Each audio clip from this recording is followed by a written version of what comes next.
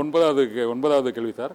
விடுதலை புலிகள் தலைவர் பிரபாகரனை சந்திப்பதற்கு முன்பு வரை நான் திராவிட இயக்க திராவிட சித்தாந்த ஆதரவாளராக தான் இருந்தேன். அதற்கு பின்னர் தான் தமிழர் தேசம் தமிழ் தேசிய அரசியல் பித்தலாட்டம் என்று தந்தை பெரியார் கூறியதை நான் புரிந்து கொண்டேன். அதற்கு பின்னர் தான் நான் இந்த மாதிரி திராவிட அரசியலுக்கு எதிரான நிலையை எடுத்தேன். படித்து படித்து நான் கற்றுணர்ந்து தெரிந்து கொண்டேன்.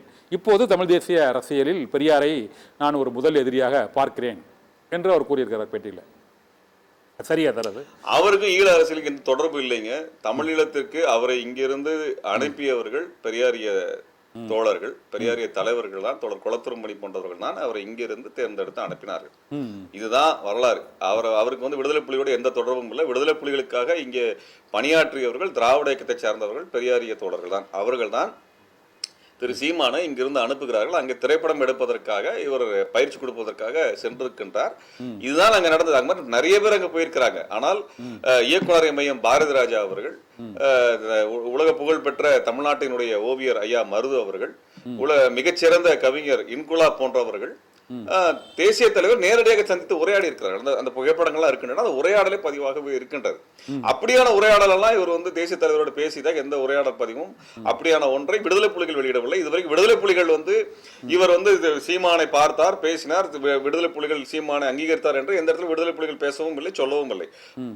பல நூற்றுக்கணக்கான பேர் தேசிய தலைவரை சந்தித்திருக்கிறார்கள். ஈழத்திலே ஒரு தேசிய தலைவரை சந்திப்பது என்பது சாமானியர்களாலும் சாத்தியப்படக்கூடிய ஒன்றுதான். அவர் ஒன்றும் இங்கே இருக்கக்கூடிய இந்தியாவில் இருக்கக்கூடிய கட்சி தலைவர்கள் மாதிரி யாரும் சந்திக்க மாட்டேன்னு சொல்றவர்கள். யார் வேண்டுமா எளிய மனிதர்கள் அவரை சந்திக்கக்கூடிய வகையில் எளிய மக்களின் தலைவராக இருந்தவர். அப்படிதான் இவர் சந்தித்திருக்கார், புகைப்படம் எடுத்திருக்காரு. அதை தாண்டி வேற ஒன்றுமே கிடையாது. இவருக்கும் ஈழத்திற்கும் விடுதலை புலிகள் எந்த தொடர்பும் கிடையாது. அது குறித்து எந்த புரிதலும் இவருக்கு கிடையாது. கடைசியாக 10வது கேள்வி சார்.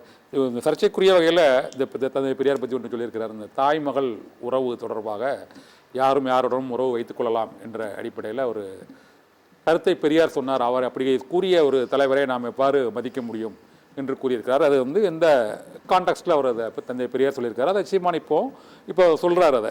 அதை எப்படி பார்க்குறீங்க சார்? முதல்ல தந்தை பெரியார் அப்படி சொல்லலை. அது சொன்னதுக்கான ஆதாரத்தை இது வரைக்கும் சீமான் தரல. தாய் மகளோடு உறவு கொள்ளலாம் என்பது சீமானினுடைய தனிப்பட்ட விருப்பமாக இருந்திருக்கிறது. அதை இவர் தந்தை பெரியாரின் பெயரிலே அவதூறாக முன்வைக்கிறார். ஆக இந்த விருப்பம் சீமானுடைய தனிப்பட்ட விருப்பம், அவ்வளவுதான் பார்க்க முடியும். தந்தை பெரியார் சொல்லாத ஒன்னை தந்தை பெரியார் உயிரோட இல்ல. அப்ப தந்தை பெரியார் உயிரோடு இல்லாத ஒருத்தருடைய பெயர்ல இது சொல்லும் பொழுது தன்னுடைய விருப்பத்தை வெளிப்படையாக சொல்லுங்க. இது சீமானோட தனிப்பட்ட விருப்பம். அது அவ்வளவு சீரழிவான ஒரு பண்பாட்டுக்கு சொந்தக்காரராக திரு சீமான் இருக்கிறார். சீமான் மீதான பெண்களின் குற்றச்சாட்டு என்பது அனைவரும் அறிந்த ஒன்றுதான். அதனால புதுசா பேசணும் அவசியம் இல்லை. இது அவருடைய சீமானுடைய தனிப்பட்ட உள்ள விருப்பத்தை அவர் தந்தை பெரியார் மீதான அவதூறாக வெளிப்படுத்துகிறார். ஆகவே சீமான் இடத்துல இந்த பெண்கள் கவனத்தோடு இருப்பது நல்லது.